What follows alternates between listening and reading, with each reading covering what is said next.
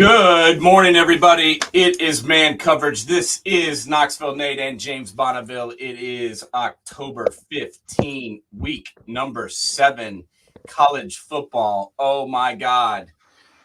We had some crazy ball games yesterday. There is a reason that we love college football. We say it every week. NFL football is cool. If you're sitting at a bar and you have nothing else to do or talk about and you want to watch people play football, NFL football is great. But if you want to really experience emotional highs and lows and see kids who really care about winning, go after the victory, college football is where it's at. James, what were your final thoughts about week number 7 as it was? Hell, more than just yesterday. Friday freaking night was like that was crazy. Like, honest to God, this is one of the craziest weekends I've seen in some time where, I mean, if you're going to choke somebody out, you got to choke them out. I mean, Colorado and Stanford up 29 and lose. I mean, Wyoming. No lead is safe anymore. Wyoming, Houston. Wyoming scores with 20 seconds to go in the game, and Houston comes back and wins it and saves Dana Holgerson's job. And we're not even going to probably talk about that game today. If we have time, we shall. But I mean, I don't know if we'll even have time. Hell, this show could go on for 6 hours because yes, this weekend was so crazy. It could, but it's not going to. No. I got a couple things to do today. Yeah, me too. Yeah. And I'd love to sit here and talk about college football all day, but that would probably not go over well with the backup crew. Yeah. We're not going to do that. But yeah, we could sit here and talk about freaking Friday night all afternoon. Two pretty good games there. And I got to witness my first college football game live yesterday of the season. So the old man got out of the chair for once and walked down to the stadium and was quickly reminded why I don't do this anymore.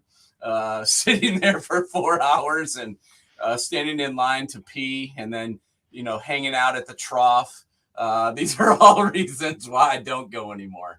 Nothing against you guys, but I just don't really want to stand next to you while you urinate. Yeah. Can we get rid of the troughs, please? Let's be honest. The most silent place in any football stadiums is the men's bathroom because nobody talks.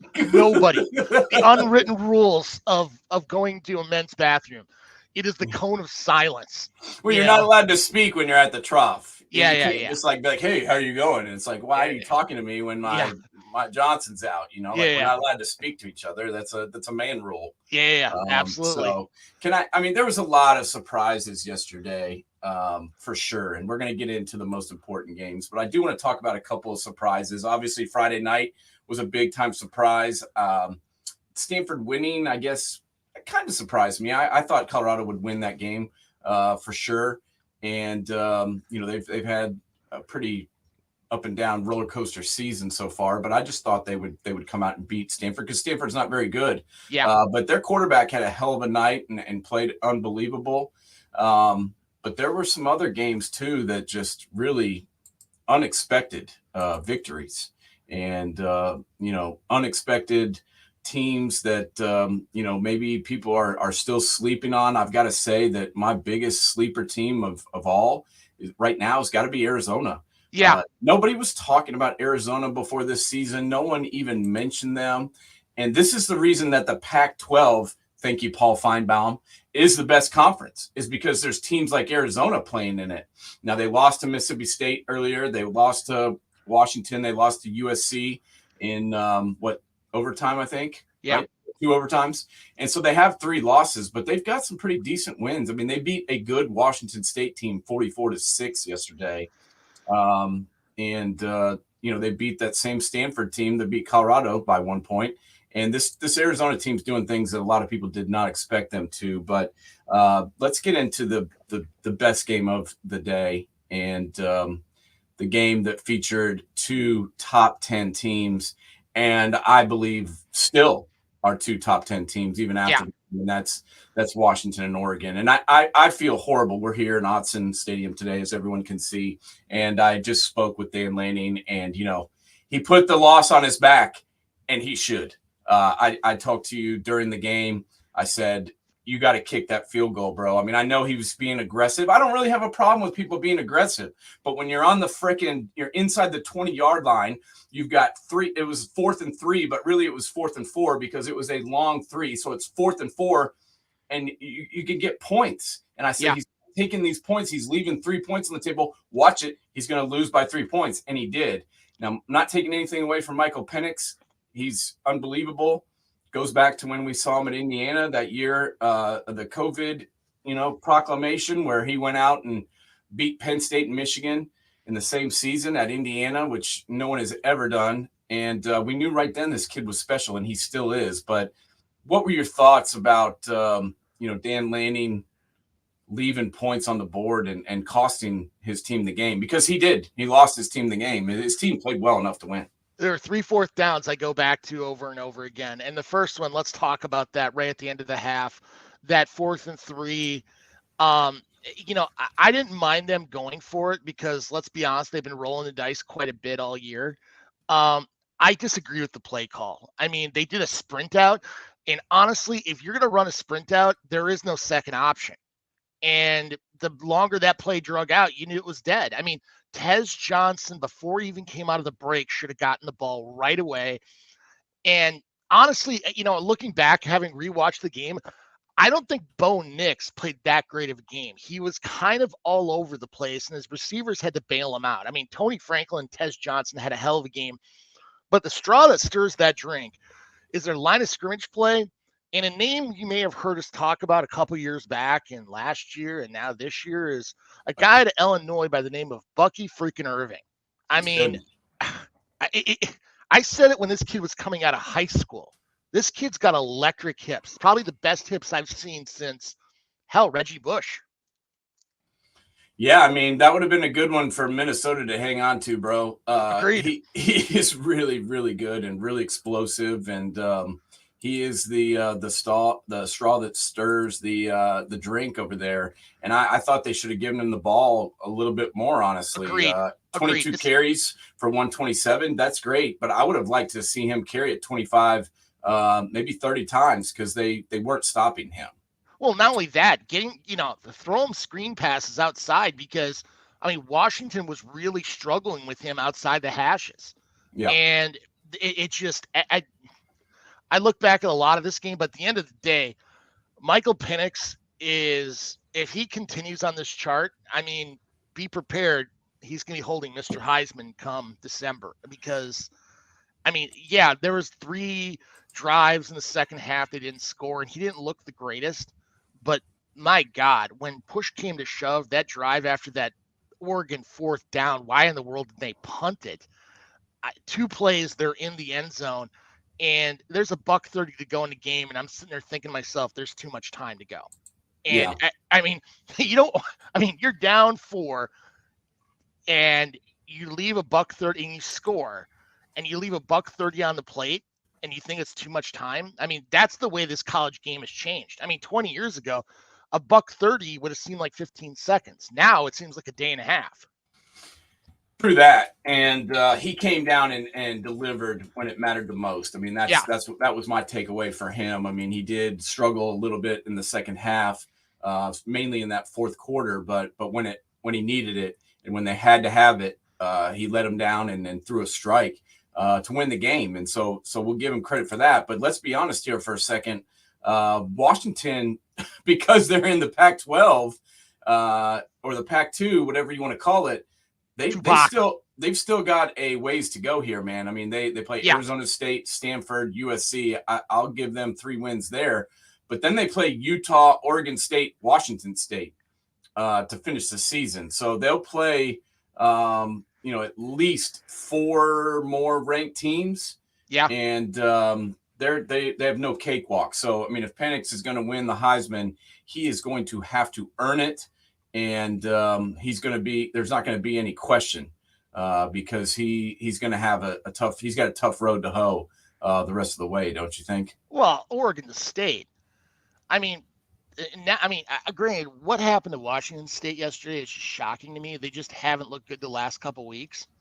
But I mean, Oregon State, if they didn't trip up against Washington State, I mean, could you imagine what that Civil War game is going to be like, especially the way Oregon State literally dominated Oregon on the line of scrimmage last year? I mean, that is going to be a revenge game like none other. There's no doubt. And it's still going to be a good game. Oh, hell yeah. I think both those teams will come to play for sure. But yeah, I wish that Oregon State had not stubbed their toe, so to speak, in that ball game. Let's get into another game here that we kind of predicted before it occurred, and that would be the USC Notre Dame game. Me and you both picked Notre Dame in this game. They were favored by 3, and they pistol whipped USC. Everything that I thought would happen happened in this game. This is the first time that Caleb Williams was actually playing against a solid secondary, and he looked lost. He looked much maligned. He had no idea where his guys were half the time. The offensive line got manhandled. I'm not going to put this all on Caleb. I mean, a lot of times he didn't have time to throw it. No. Even when there were guys open, but there weren't guys open very often. That secondary for Notre Dame, I knew they were good when we watched them play against Ohio State, and they shut down, a lot of what Ohio State was trying to do for a lot of the game. And 48-20, I mean, it really wasn't even that close, to be honest with you. USC put up a touchdown, in the fourth quarter, but it didn't really matter. This is kind of, we said that USC was not a top 10 team. I'm not sure why they were ranked there. I guess because they're in LA and people want them to be ranked. I don't really know. But what was your overall synopsis of Notre Dame and USC, buddy? Well, when you start breaking down the numbers, it's funny. You look at 48-20, and unless you watch the game, you never would understand it. Like SC had 10 more first downs. SC had over 50 more yards total offense. They were 6 of 13 from third down, where Notre Dame was 3 of 10. Until you get, and then they time of possession, SC had them by 10 minutes. But there was one key stat that freaking killed SC, was 2 fumbles lost and 3 interceptions. And those interceptions by Caleb Williams were bad. We're stuff that like freshmen make. This is by far, I mean, granted, USC's offensive line was awful, but their defense was exactly what we've said all year. I mean, their defense isn't good. And I don't think Alex Greenwich is going to be the DC next year at SC. Mark it down. I mean, this SC team, I mean, you look at the rest of their schedule, I mean, they could have real problems. I mean, you got Utah next week, who they've always struggled with. They lost to them twice last year. They've got Washington and Cal and UCLA. And then Washington, UCLA, and Oregon, excuse me. And then they got to go to Berkeley to play Cal, who, I mean, unless you haven't been watching football this year, Cal's 3-4, but they put up points. They're going to be able to score in this SC defense. And honestly, I look at their schedule on the way out. People are going to say I'm crazy, but 7-5 is pretty freaking realistic at the Coliseum for the Trojans.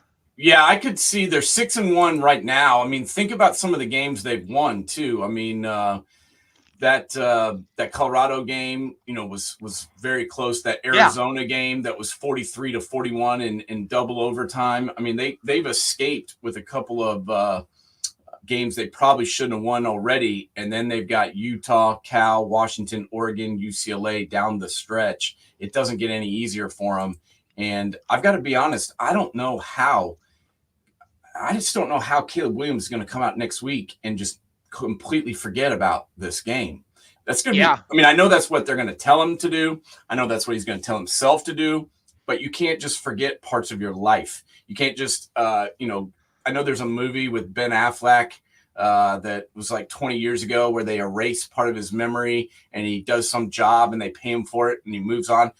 That's fiction. You can't really do that. So I don't see Caleb Williams kind of just forgetting this game and moving on. I mean, he is a good player, but he's not the Heisman Trophy anymore because he's not going to win it this year. No. And he doesn't deserve it. He didn't deserve it before this game. And of course, I know Joel Klatt was already giving him and handing him the trophy, but you know, he was good. I mean, he gets yards, he gets points, but this team is just not as good as they're advertised. And they finally got exposed against a Notre Dame team that a lot of people were questioning, especially after that Louisville loss. But you know, so many people want to see a back-to-back Heisman Trophy winner. Let's be honest. I mean, how many times in the last 15 years have you seen guys win it and then come back and invite it to the next year? They want it so bad to have somebody more than just Archie Griffin in that list, so they have something to talk about. But Caleb Williams, I don't even think is going to get invited. He may not. He may not. I mean, I don't know yet. I've got to wait for a little bit to see who my, invitees would be. But as of today, he would not be. He would not be. I would not have him. I would not have him there just because I just think other guys deserve it more. Well, I mean, he's going to have a problem because West Coast voters are going to vote for Nix or Penix over him. Right. So where's he going to get his votes from? The South? No. Who's going to vote for him in the South after he left Oklahoma? I mean, Oklahoma and Texas voters are purposely not going to vote for him. Yeah, the Midwest voters are not going to vote for him. They're not going to, especially after they all watched this Notre Dame game. Yeah, no way. I mean, East Coast voters. I mean, hell, most East Coast voters are already asleep by the time SC plays at night. Yeah, that was the first.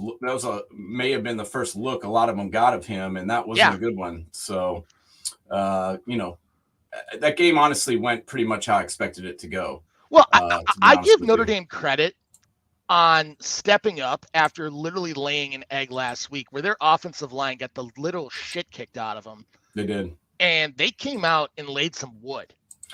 They did. The offensive line played a lot better. They only ran for 125 yards, but they pass protected on plays that they needed to and gave Sam Hartman time. They handled USC's defense. USC did not have one sack the entire game. Meanwhile, Notre Dame had 6. So that was the other thing. Javonte Jean-Baptiste, the Ohio State transfer, he was in the backfield quite a bit. The defensive tackle, Howard Cross, had a good game. He had a ball batted down and had a half a sack. Benjamin Morrison, the cornerback for Notre Dame, once again put on a really good show, in my opinion. I like this kid a lot. I think he's one of the best corners in college football, in my opinion. J.D. Bertrand had 11 tackles, including half a sack and a tackle for loss. I liked the effort that Notre Dame's defense gave, and especially in the second half, because they were up big at halftime. They were up 24-6, if my memory serves. Yeah. And they could have let the foot off the gas a little bit, but they did not. The defense kept playing hard, and I think Coach Freeman deserves some credit for that.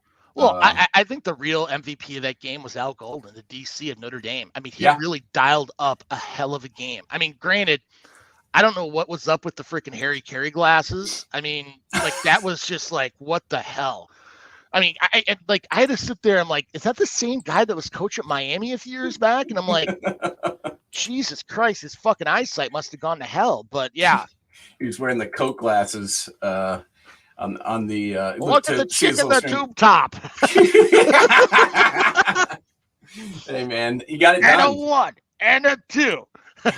He got it done, dude. That's all that matters. I give him credit for that. It was a hell of a performance, and that was a big victory for Notre Dame because they needed that shit, man. After what happened in the last minute of the Ohio State game, after what happened last week, they needed that big time. Let's talk a minute about North Carolina. They got it done. Miami obviously had that horrible loss to Georgia Tech with the Mario Crystal Ball fumble with handing it off with 38 seconds left, even though the other team didn't have any timeouts, and he should have just taken a knee once again. But we got to start looking at North Carolina. I mean, are they better than they were last year in your opinion? And do they have a chance to win the ACC? I mean, what is your take on North Carolina? They're 6-0. They're ranked number 12. They put up 41 points on Miami. Where are you at with this North Carolina team? I know we both like Hampton. I think we both think that this team is better now that Walker's allowed to play. This guy, he gets deemed eligible, and he's scored like 7 touchdowns since. He had 3 touchdowns last night. What's your thoughts on North Carolina, and where do you see them in the college football landscape?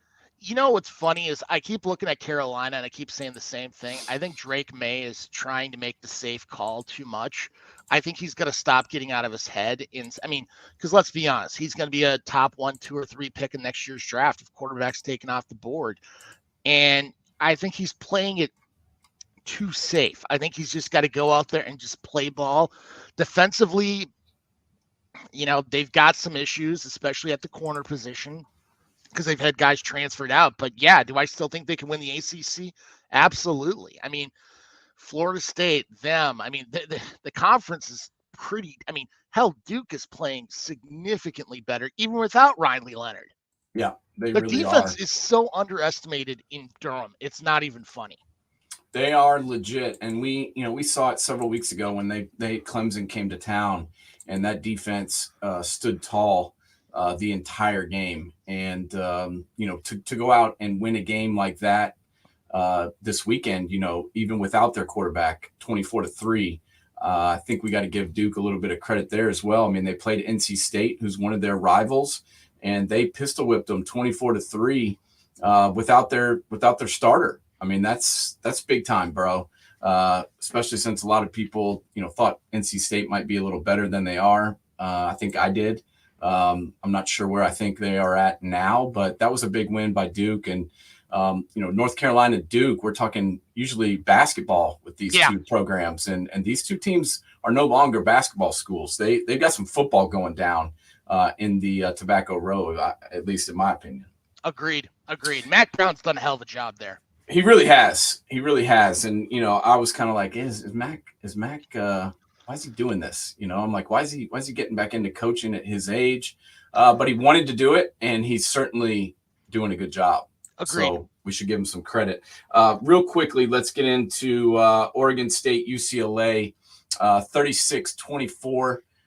Oregon State, DJU once again comes out and has a pretty solid performance. Oregon State, 6-1 now. The one hiccup against Washington State a couple weeks ago, but they've played strong. It's not just DJU. They had Damian Martinez ran for 90 yards. Deshaun Fenwick ran for 52. Pretty good overall defense. Only giving up 14 points in the second half. What's your thoughts on the Beavers? John. How long have you known me? And I've been talking about the praise of Jonathan Smith. You like him. He is. The one thing that concerned me going into this game was their starting left tackle was out, who's a Senior Bowl invite. But literally line of scrimmage play once again. The only shocker in that game was how high scoring it was, because both these teams are like a barroom brawl. They literally go after every inch, and I did not expect this game even to get over 50 points. Yeah, I did not either, but it certainly did. And, Dante Moore, I think, is a kid that, looked a little rough in this game, 3 interceptions. He's a freshman. But he's a freshman. He's been kind of up and down, and I'm not going to kill him for this effort just because of, his age. And I've seen some flashes out of him. So I'm not going to rip him apart for this game. But, UCLA's not done. They're 4-2. They've got, they're in the toughest conference in college football. So we'll see where they go from here. Let's talk about the game that I was at, and that is the Tennessee Volunteers taking on the Texas A&M Aggies. This is not last year's Tennessee team, buddy. 180. It's completely different. I got to be honest. This is not the Tennessee team that started the year. This defense has come a long, long way. Oh yeah. No way on earth did I expect them to go out and hold A&M to 13 points, held them to field goals, shut them down. Really, they couldn't really get anything going. The only plays that Max Johnson hit was when he was getting nailed and he was falling to the ground and was throwing, left arm was throwing passes, kind of in desperation. And he completed some of those, but he still had 2 interceptions. There was a long return. The defense was in the backfield. They only had 2 sacks, but they were in the backfield all day. The Knoxville Catholic product, Tyler Barron, did a great job getting in the backfield. Aaron Beasley had a hell of a game. I couldn't have been more impressed with this Tennessee defense. And then the running game, 232 rushing yards. Milton had 34, Jabari Small 42, Sampson 25, and then Jalen Wright had the big game with 19 carries for 136 yards. I got to be honest, man. If they can get some of these receivers to step up, Tennessee might be a tough out as the season goes on. Their passing game is kind of in limbo right now, and I understand that. But when you can run the ball and play defense, you can travel. Well, what's funny is I look at this game, and I think the biggest winner out of this was a team that didn't even play in this game, and that's Georgia. Because if Tennessee lost this game and they got knocked out of the top 25, Georgia would have, that's right, no top 25 games on their schedule the entire year. Now, Fat Joe Milton is not doing punt, pass, and kick. He's actually going to play quarterback, but I got to give him credit. The offensive line is really stepping up. They got to get some help from receivers. Exactly what you said. Squirrel White. I mean, granted, when you lose a guy like Tillman, Hyatt, and now Brew McCoy is hurt, somebody's got to step up to provide some balance to this offense. Otherwise, everybody's just going to stack the freaking line. Yeah, man. I mean, when your leading receiver is Chaz Nimrod with 4 catches for 31 yards, that is not good. As a team, they had 11 catches for 100 yards and 1 touchdown. And by the way, Chaz Nimrod, he got crap as a kid having that name. Nimrod. Yeah, I mean, you don't even have to say anything. You just call him out. And I mean, literally the comebacks just speak for themselves. Nimrod. But my biggest thing, bro, is Keaton last year. This kid played pretty well when he came in for Tillman when he got injured. I'm talking about Ramel Keaton. He had to step up, and he really did, and came through and helped this team a lot down the stretch. He's a senior, 6'3", 197 out of Marietta, Georgia, and dropped at least 2 passes yesterday, including a surefire walk-in touchdown. And everyone wants to put all the passing game problems on Joe, and they want to they're already calling for Nico, bro. They won the game yesterday, and after the game, all of the reaction shows, all of Vol Twitter, all they want to do is pull the quarterback. And I'm sitting there at the game. This is, I remember, and as I mentioned earlier, why I don't go to the games. There's a dude standing behind me screaming "Fire Heupel" throughout the game. Jesus Christ! They're winning. And these guys yelling to fire Heupel and saying that he sucks. The best coach they've had here in 20 plus years. And these fans, I mean, he gets people to help him yell it. And he's calling to fire Josh Heupel. Something, we should start a campaign on Monday morning quarterbacks, because if you're willing to start screaming stuff like fire Heupel, then they should be the ones that actually pay the buyout. Yeah. And guess what? I guarantee you all those Monday morning quarterbacks would be shutting their freaking mouth, even if freaking Texas A&M was taking Tennessee out to the freaking woodshed. I mean, I'm tired of this, folks. If you're going to sit there and complain all the time, then pony the hell up. Put some cash on the line. They're 5-1. I know. Their only loss is down in the swamp. They beat a good Texas A&M team that has a fabulous secondary and a really good defense overall. It's not like they were playing, Austin Peay. This was a good defense, and they took what the defense gave them and they ran all over them when Alabama couldn't run at all. Look at last year. Look at last year. I mean, this is year 2 of the Heupel experiment, and they far exceeded expectations last year. And I mean, with what, razor thin depth chart? I sit there and laugh my ass off whenever I hear people say this after one game. If that's the case, break out your checkbook. Heck, save all your pennies because if you want him fired, you should pay the buyout.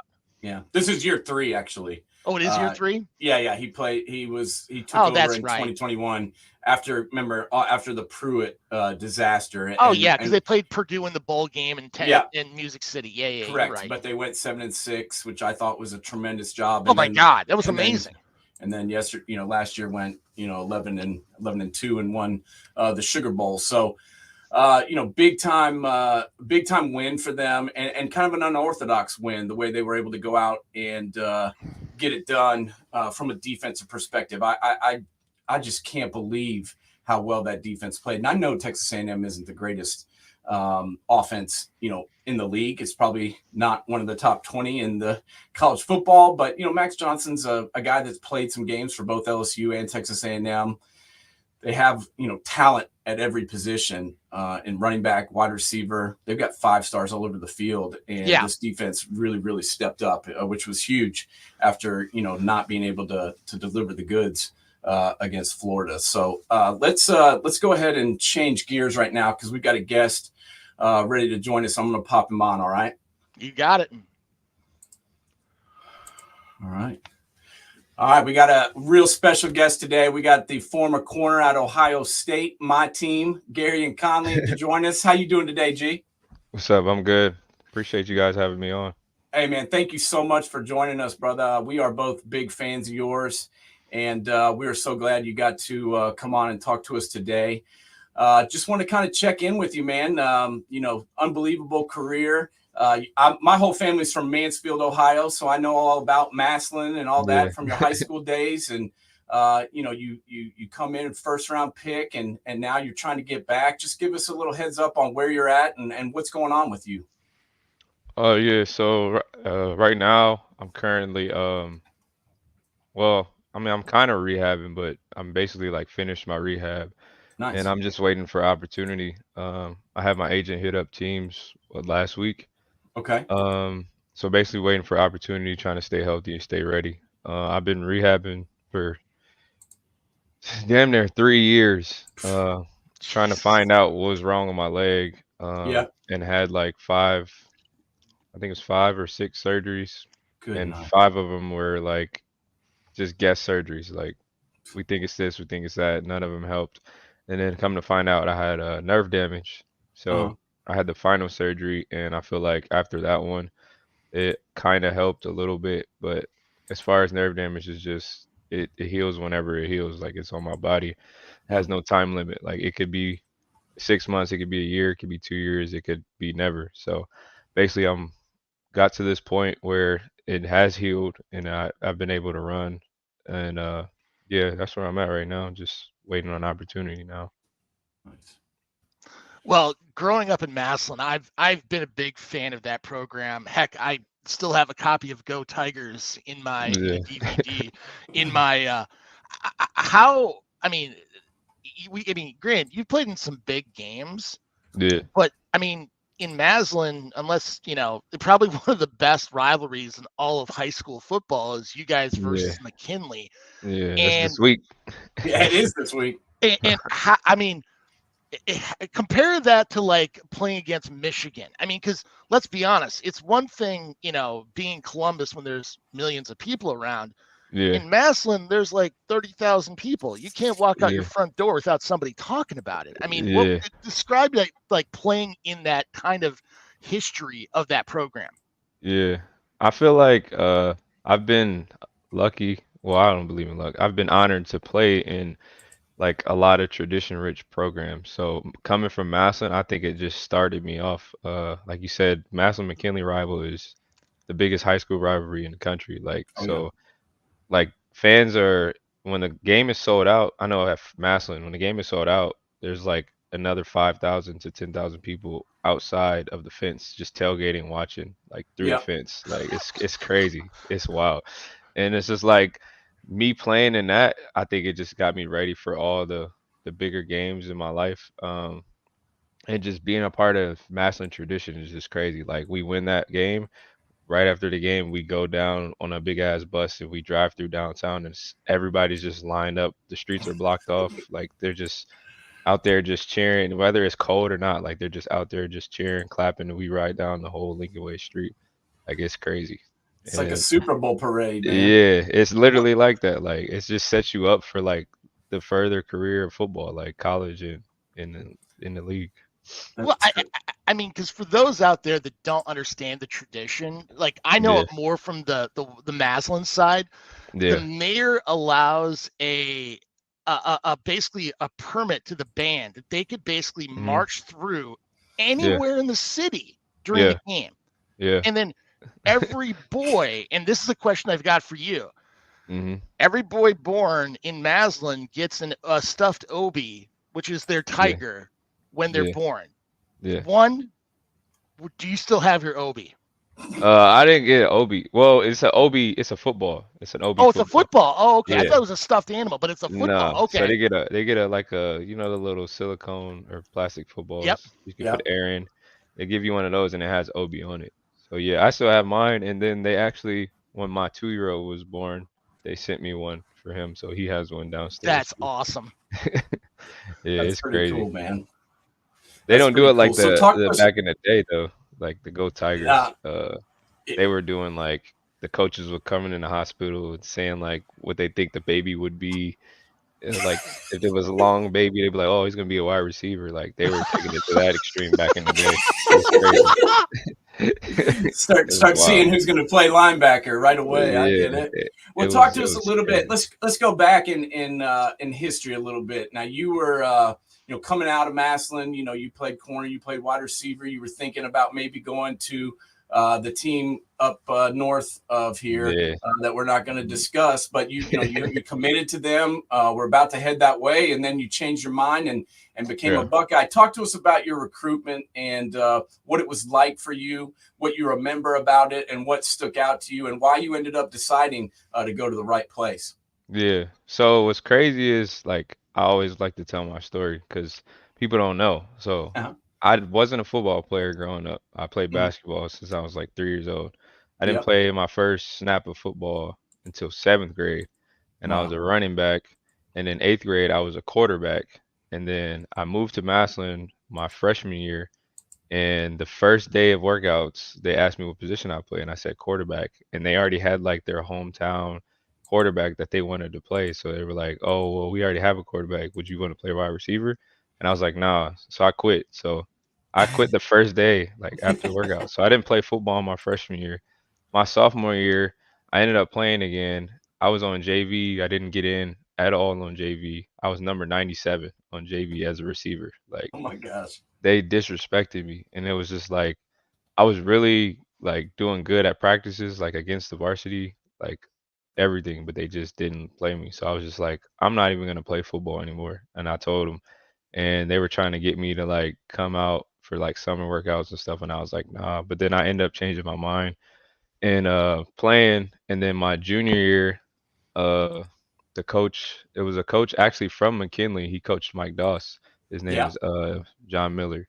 Hmm. Call him Spider. He was like, we got a starting corner spot, like it's open, like you should try out for football again, or like you should play. And then I ended up playing, and he coached me up, and I ended up getting my first offer um from Northwestern, I think Okay. was the first offer. And then the team up north offered me, and then it was just like I never been in recruiting, I never heard about it. So I thought like when you got an offer, you were supposed to commit. So like I I got went you. to Michigan or team up north, and I like went up there, and they try to get you to commit when you go on the visit. So Yeah. I'm listening to everything, and I'm just like, yeah, I want to commit. And then that's when other schools, of course, other schools started recruiting me more. And then Ohio State started to come a little bit, but they weren't even heavy. But Michigan was so scared, like that when they heard other schools coming, they thought I just wanted to go to Ohio State.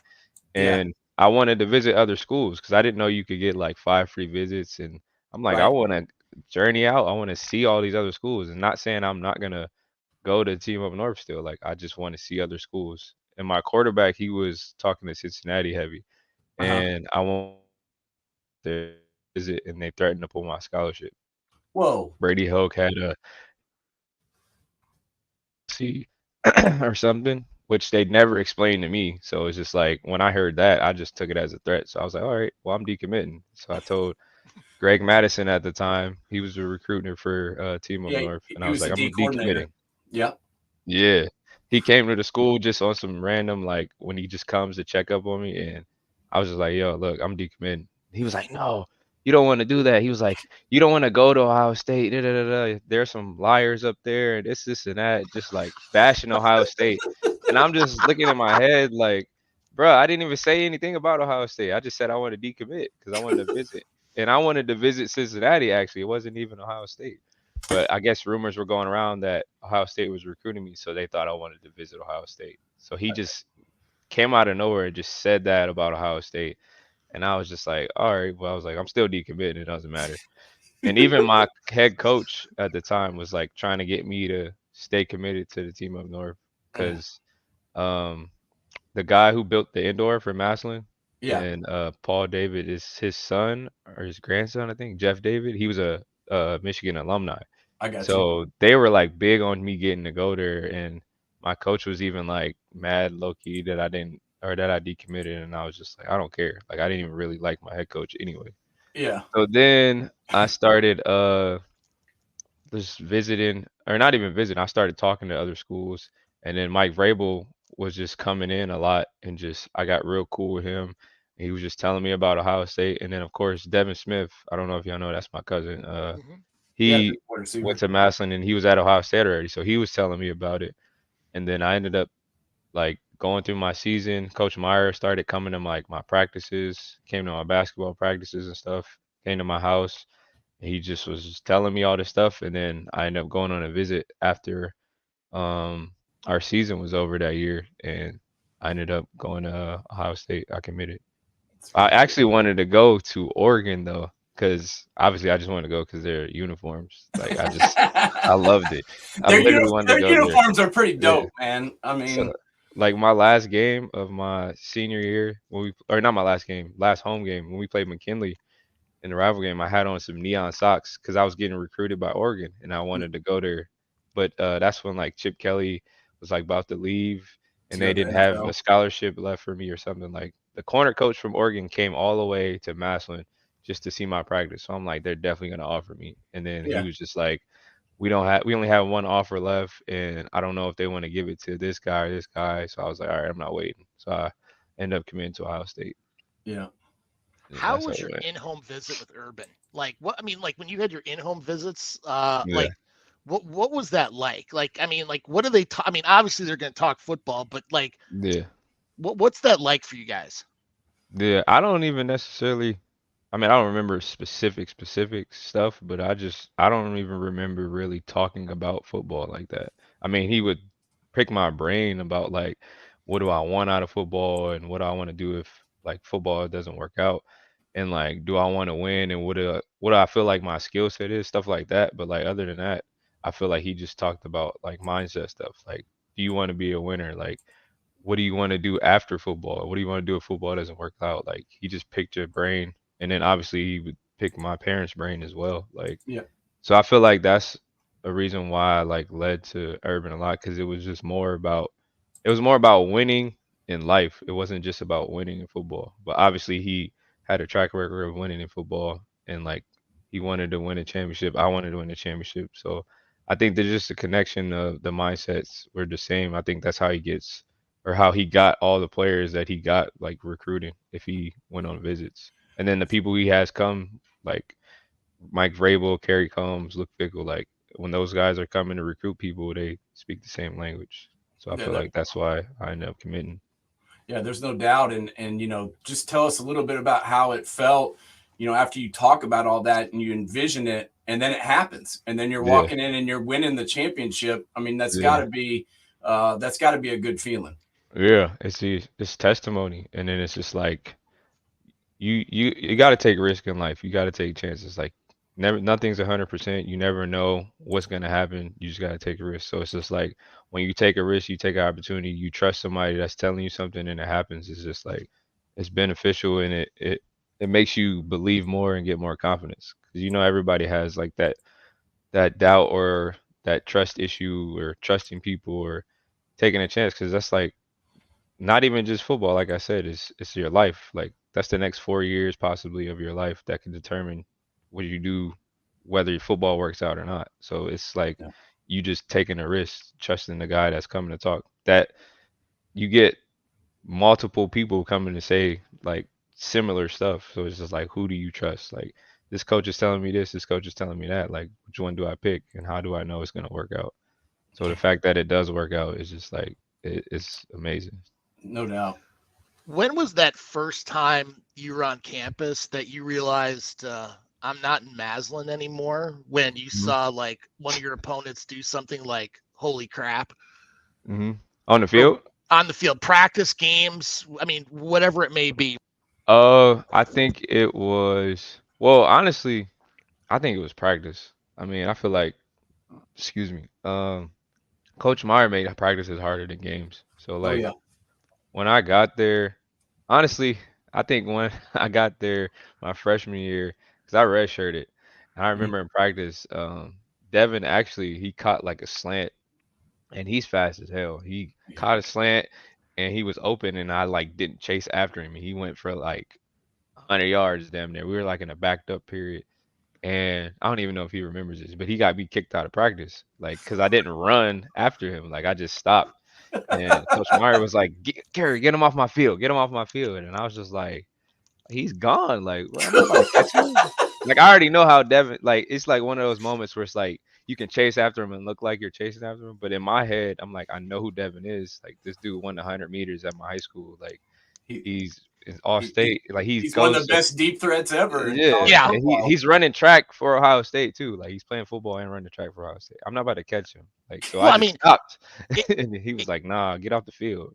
it's not like the first time you saw him. I mean, heck, you guys were probably Yeah, playing backyard football when you guys were in elementary yeah, school. that's what So, I'm I mean, saying. Like, so I'm like, bro, I'm not about to chase him. So I just in my head, like when he caught it, I'm like, fuck. Like I was pissed, but it's just like I'm not about to chase him. So I just stopped. But it's like the fact that I didn't even try or like give effort, like I was going to try to get him. He just kicked me off the field. And I Mm, was just like, that was like the first moment when I was like, damn, I'm not at Massillon no more. Like I'm not the shit. I'm not the captain. I'm not the senior. I don't have that leeway to do that. Because yeah, you'll have somebody do that the next play that's been a starter or something, and he won't say nothing. It's yeah, just like you got to remember, like you're the new guy coming in. You got yeah. to You earn gotta your way. earn your keep, man. Yeah, no, it's Yeah, crazy. And I played at a small school, so nothing like Ohio State. I played up at Ohio Wesleyan, but it was crazy to me when the first day I got there. I was like, everybody was good, yeah, and I the biggest thing that I noticed was it was crazy just trying to kind of balance everything that you got to do. And talk to yeah, us a little bit about that. When you get to school, you got film sessions, you got practice, you got games, you got to travel, you got appearances, you got all this stuff, and you got to go to school, and you got to have time for yourself. What yeah. was that like for you? Dealing with college football and all that goes into it. Yeah, I feel like I tell people all the time, college was the hardest but the most fun time of my life. Like it was a lot. Like the schedule was hectic and crazy. And going from like I said, the guy in Massillon and like doing what I want, like my senior year, like yeah, I was getting good grades and stuff, but it's just like I felt like I didn't really have to do any work because it's just like that's on the back end. Like that's when you take all the easier classes and you're about to go to college. So just getting into college and then jumping right into it. Like I went from because I made it to state for track and that's at Ohio State in Yep. Ohio. So I don't even think I went back home. I think I stayed in Columbus. So it's just like jumping right into it. You got workouts, you got summer school. So it was just like we had to just hurry up and jump and throw in the fire. But I feel like the schedule it's really hectic, but it's just like it you got either a choice to make something of it or just complain and bitch about it. So I just Yeah. made it happen. But I feel like as far as my freshman year, I hated it, but I traveled because I redshirted, but I traveled. Coach Combs made me travel because he said he wanted me to get the experience. So Yeah. that kind of helped me when I started playing because it was like I already knew like the schedule of like when I'm playing, when I got to go to class, when we come back, we got practice, we got meetings, we got all this. So that kind of helped me, even though I didn't like to do it, but It's just Yeah. like if you didn't travel as a freshman, it was like you had so much free time. So I feel like some of those kids jumping into playing, like their schedule had to change up. So I didn't really have to change my schedule from when I got there. No doubt. So you were at the snow game in 2014 in Minnesota then. Minnesota, oh my God, yes, standing on the sideline. That I was at that game, Yeah. and it was funny. Who's the guy that wears the cowboy hat and the Ohio The State paints flag? up and all that stuff. Yeah. Yeah, I don't Yeah. know him his and name, but I remember him. him and Yeah. Bucknut were walking around the corridors, and like, I mean, for us, it was just like another winter day. It's snowing out, like 4 inches of Yeah. snow. This is easy for us. You would have swore to God the look on their eyes that a polar bear was going to come over and pick somebody off. Like, I mean, Yeah. hell, there was the guy eating the dilly bar on the sidelines before the game. And I just remember Urban Yeah. Meyer's look on his face on that. But hey, Yeah, it's crazy. getting to my question, you've seen not only between high school, your family, college, the pros, you've had a lot of probably great mentors. Who gave you the best advice throughout Mhm. all your players, coaches, whoever it may be, gave you the best advice to help you develop from an athletic perspective, or heck, from a life perspective too, as well? Um, it's kind of crazy. Like, I feel like I didn't really have a mentor. I feel like I had a lot of people that I could learn from, whether it was the wrong thing or the right thing. Because if I learned like the wrong thing, I learned what not to do. So I feel Yeah. like I had a lot of that growing up as a kid. Yeah. My mom showed me like a lot of what to do, but like as far as like a male figure, I didn't have that in my life for real. So I figured I can take it as a different approach. Like everything I'm seeing is what not to do, so I know what not to do. So now I know how to do things right in certain ways.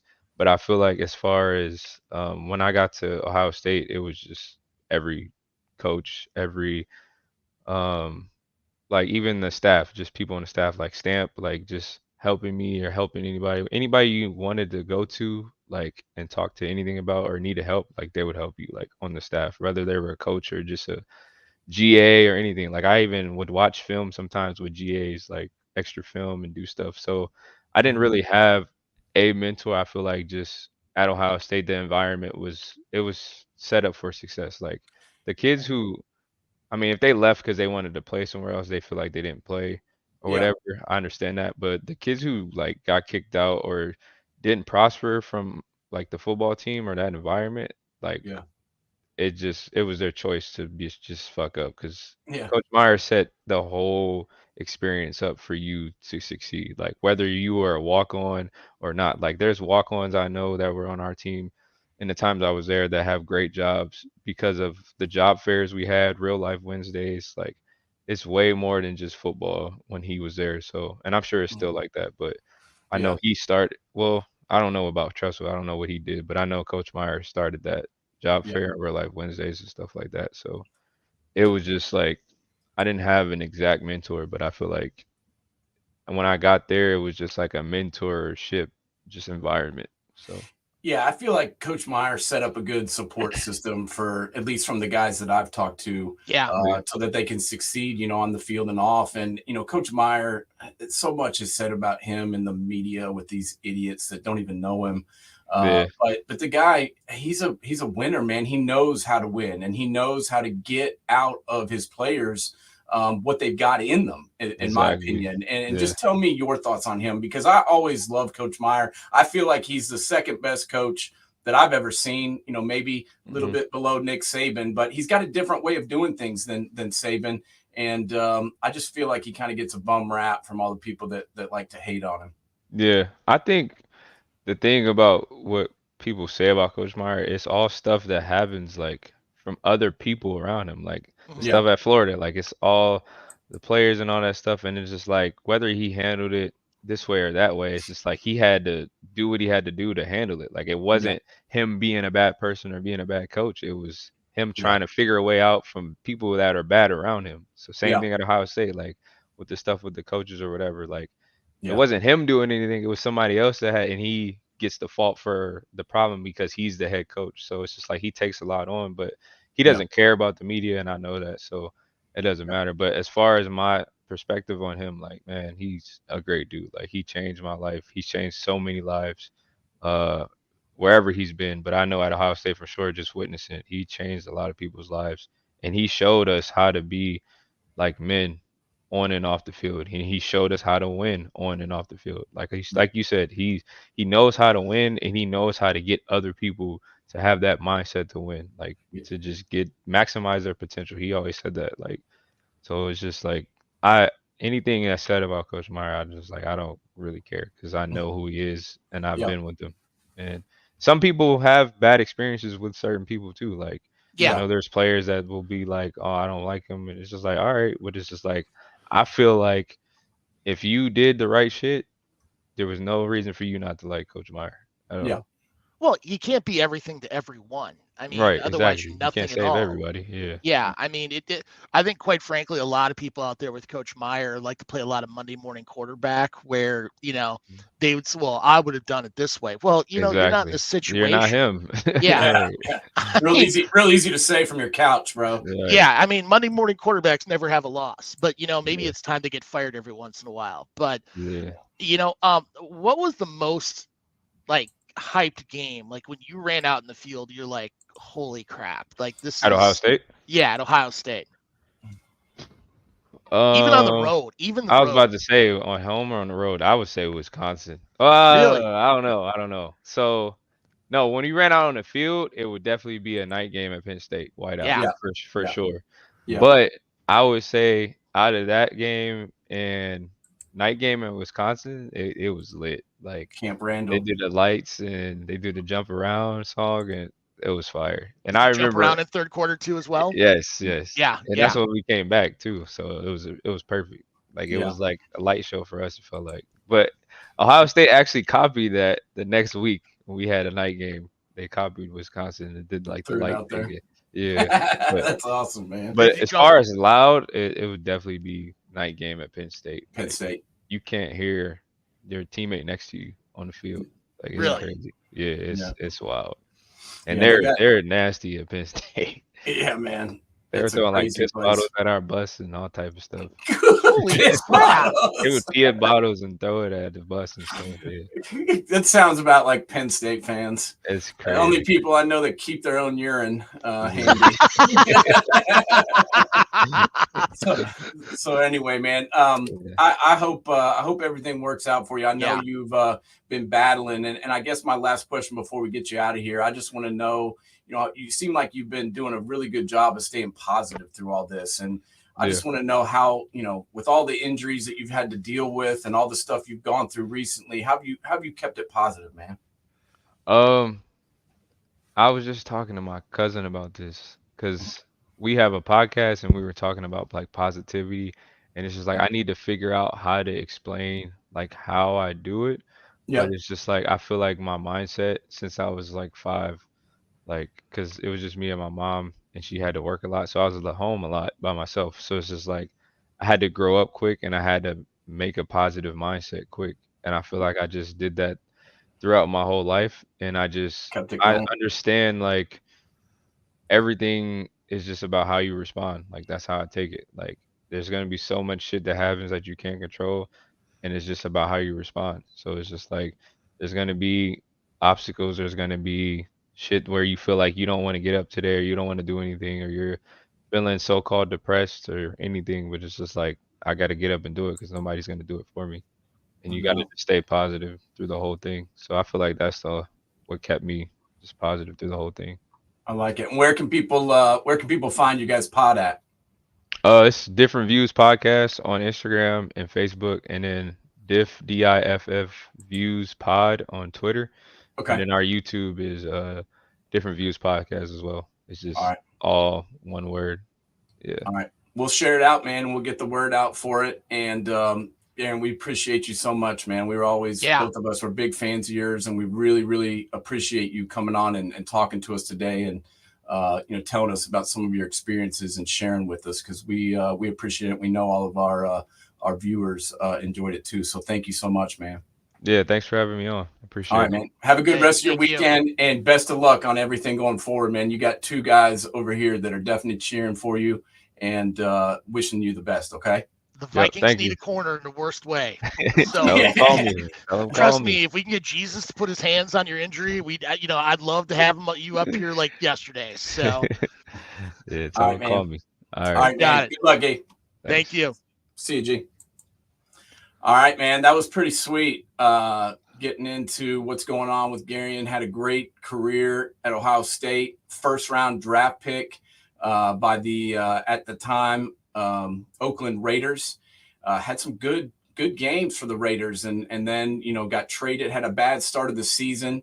I believe it was 2019, and then got traded to the Texans, and then had 8 of his best games of his career, and then got injured, and he's been dealing with injuries ever since. So everybody, I don't have to say anything. You guys just heard from him. He's about the realest dude that I've ever met. And, I don't know how you can't cheer for that guy and hope that he can get back if he wants to. Absolutely. It seems to me like he's such a smart guy and has had, is so self-driven that he could probably succeed at anything he wants. So if football doesn't work out for him going forward, he's got, a really good career to look back on and nothing, no regrets, I'm sure. And he can do whatever he wants moving forward. It seems like based on the kind of guy that he is.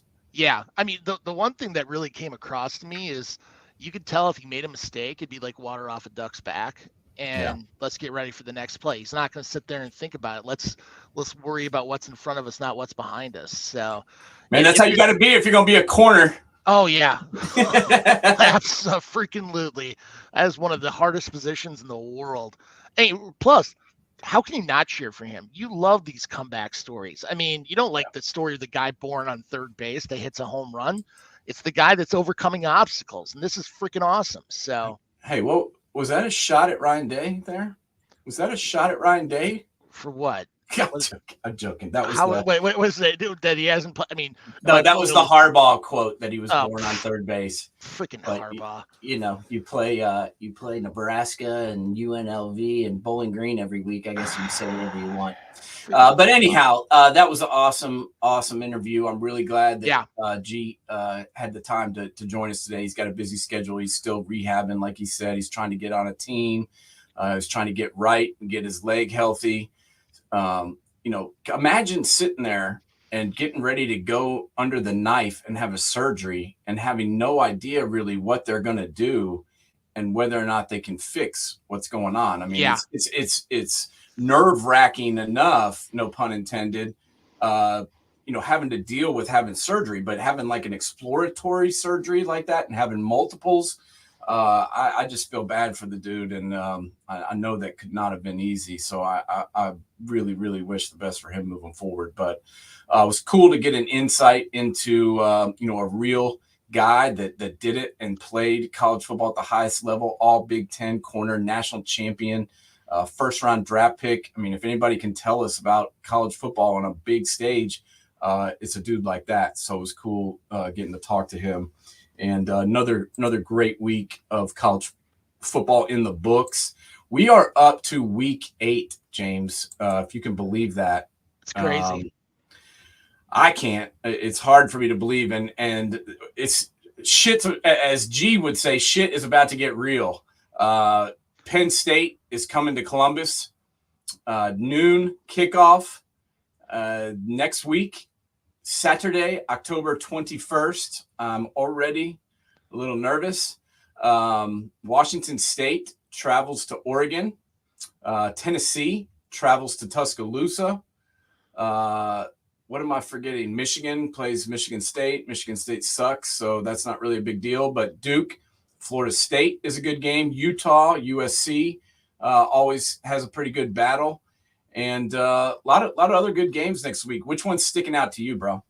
Well, I mean, let's be honest. The game where I think I think the game everybody's going to want to talk about, and I wonder if G was basically trying to tell Ohio State fans to get your piss ready and make sure you throw it at Penn State's bus when they show up in Columbus next week. So, yep, save your piss. That's going to be a game.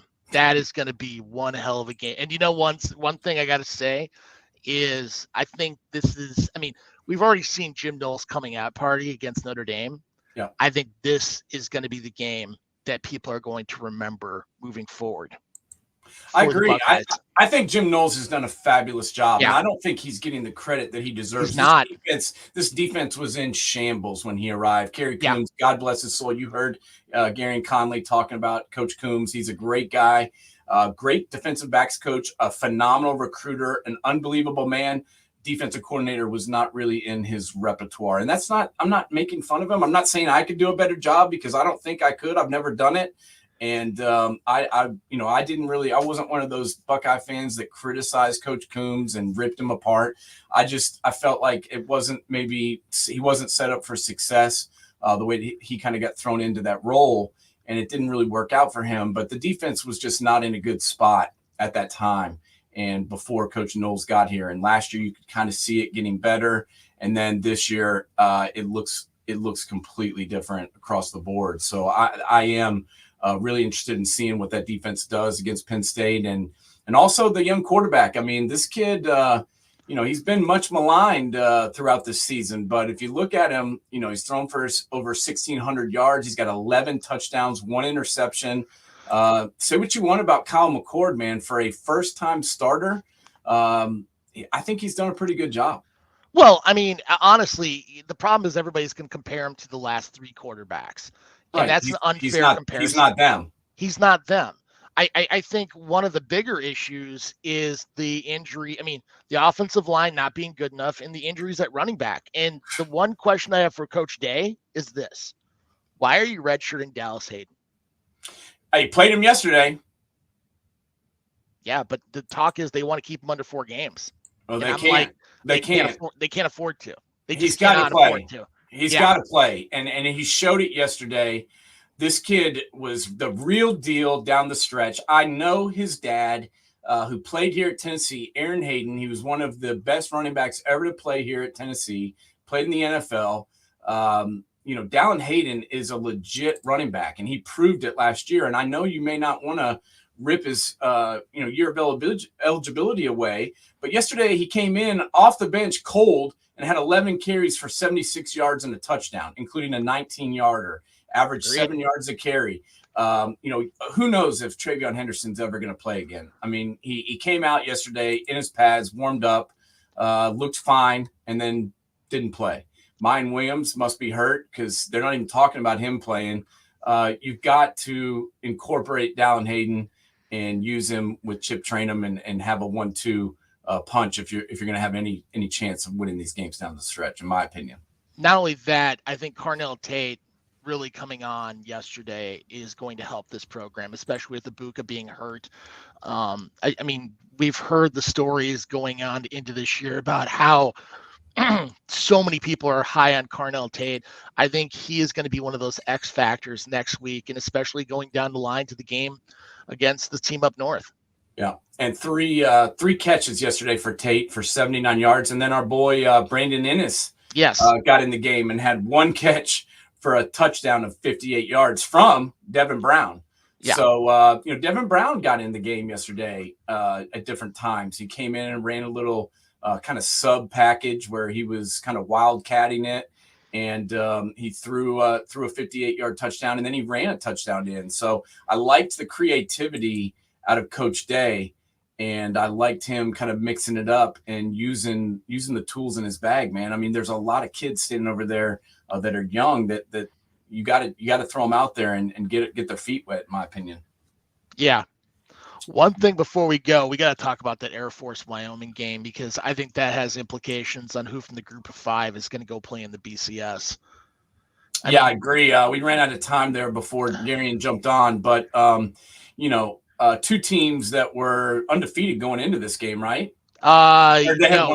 Wyoming had 1 loss to Texas. That's right. Right. Yeah. That they were winning going into the third in that one. And then they came up against an undefeated Air Force team. Tell us what your thoughts were watching that game, and what do you think about those teams, both of them, following it? I honestly look at these 2 teams as playing against each other again in the Mountain West Championship. Air Force really came out soft. Wyoming got 2 quick touchdowns, and really, I think the X factor was 2 players on defense. Trey Taylor. I mean, if you don't watch much Mountain West action, you've got to watch Trey Taylor. This is a guy who I believe should get drafted. He is a prime time safety out of the Mountain West. And then Zach Lariter, the quarterback for Air Force. I mean, 200-meter champion in the Mountain West. This kid's got realistic speed and really controls that offense. And honestly, when he got hurt late in the fourth quarter and they had to bring Jensen Jones in, you could definitely see the change in the philosophy, especially amongst the offensive line. They found a way to pull it out because of, even after 2 bad fumbles back to back, they found a way to pull it out. But honestly, Air Force and Wyoming are 2 really good teams. And honestly, I think you got to add Tulane to that mix too as well. One of those 3 teams is going to be in a BCS Bowl this year. Yeah, I watched Tulane on, what was that, Friday night? Another game on Friday night that we didn't even mention, Tulane versus Memphis. And Tulane is legit. They didn't have their quarterback for their 1 loss so far this season. But they played a heck of a game on Friday night, and I was very impressed with Tulane and what they've got going on. I like their quarterback. I like their receivers. The running game is just, granted, is it Tajay Spears? No, but no. He really runs hard. I look at Tulane and I'm like, Jesus. Even though they lost Tajay Spears, who looks like he's on the doorstep of being the running back at Tennessee whenever Derrick Henry gets hurt, I'm so impressed. And Northwestern, if you're listening, hire Willie Fritz as your next head coach. It's a good fit. Yeah, I can see this guy getting a job right now. There's a couple places that have already opened up or will open up, and I just think the change. Me and you talked about this the other night on Friday night. The way that this program has just transformed since he got there, it's just unimaginable, almost, in my opinion. Everywhere he has gone, he has taken over a program that was in bad shape and turned them into winners.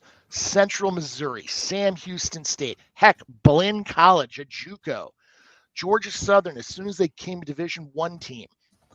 Now Tulane. This guy freaking resurrects more stuff than Jesus Christ.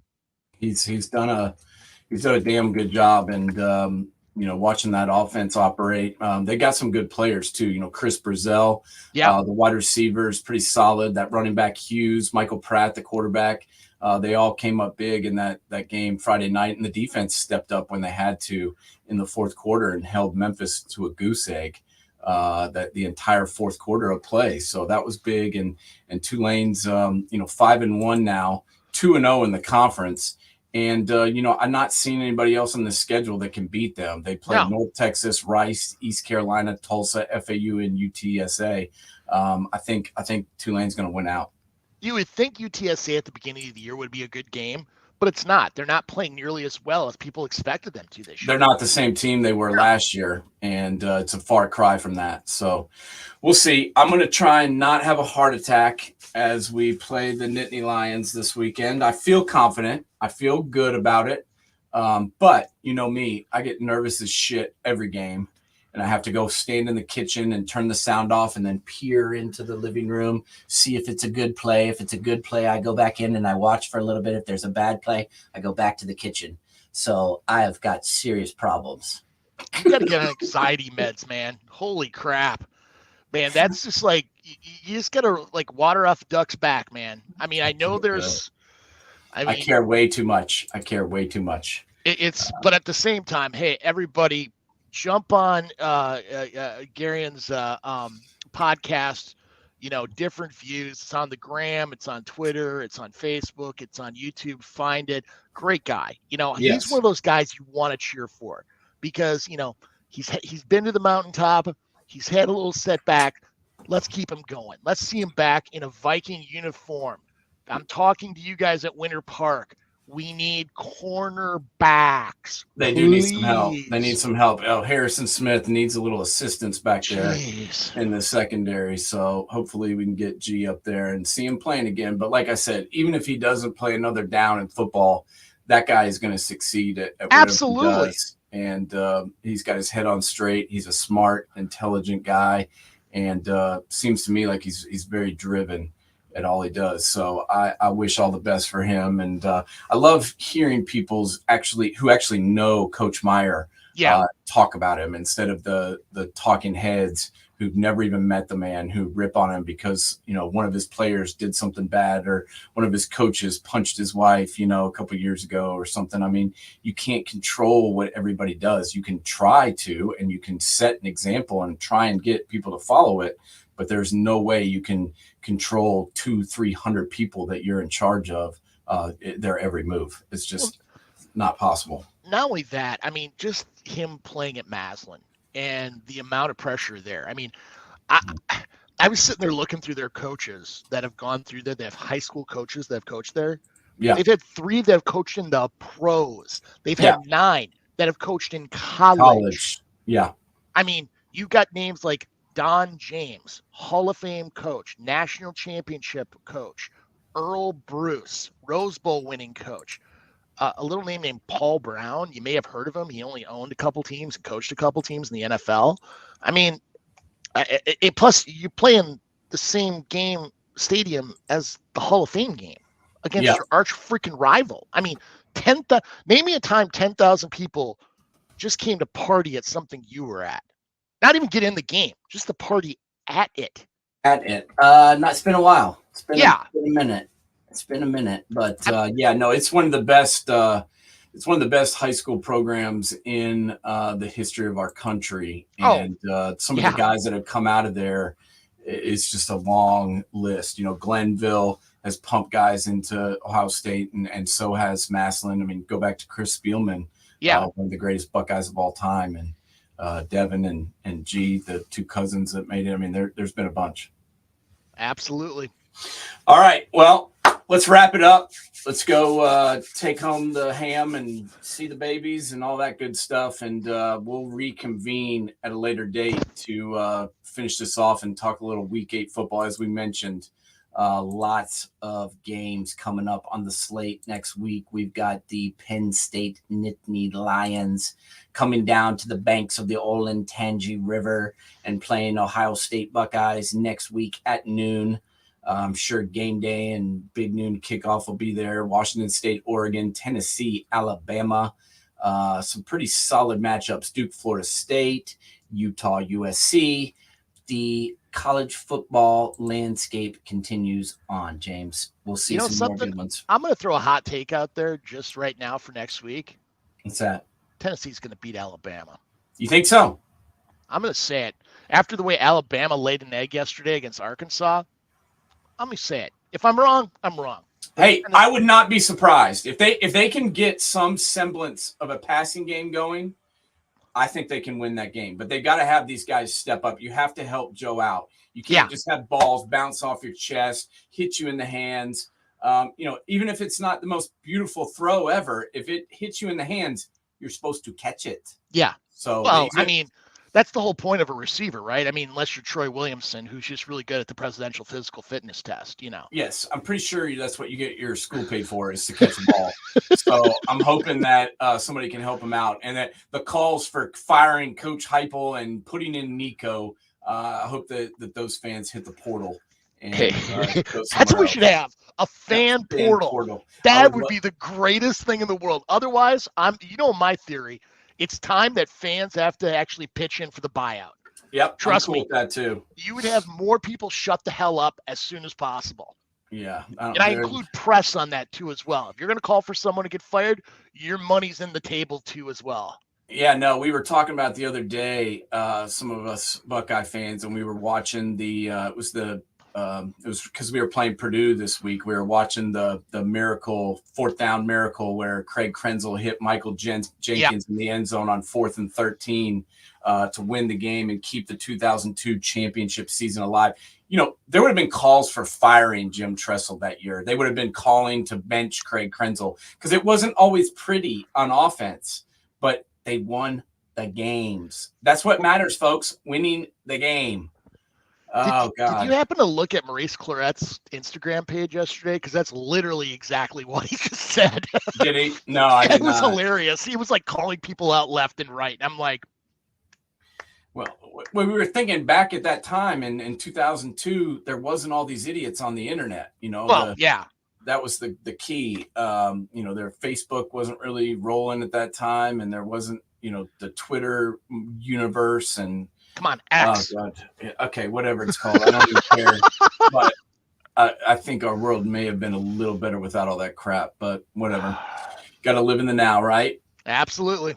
All right, bud, take it easy. Enjoy the rest of your Sunday and another great week of college football. And thank you to our guest, former all Big Ten national championship winning corner for Ohio State, Oakland Raiders, and the Houston Texans, GAREON Conley, former Massillon boy from Ohio. Wish him all the best moving forward, and definitely check out his podcast, Different Views, with his cousin, Devin Smith. All right, guys, take it easy, and we'll talk again real soon.